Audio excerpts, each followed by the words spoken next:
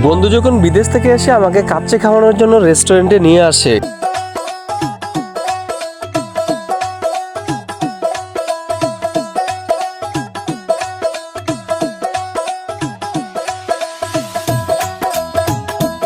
Guys খাইতে আসছি কাচ্চি, কিন্তু অপেক্ষার প্রহর যেন গুনতে গুনতে শেষই হচ্ছে না।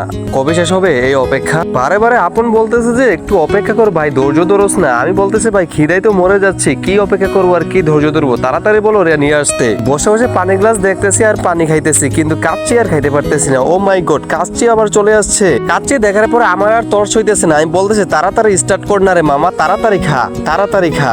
মাগো একটু পরে দেখি যে হেতে খাওয়া শুরু করছে আমারে ফালাইয়া, তারপরে আমি শুরু করে দিলাম।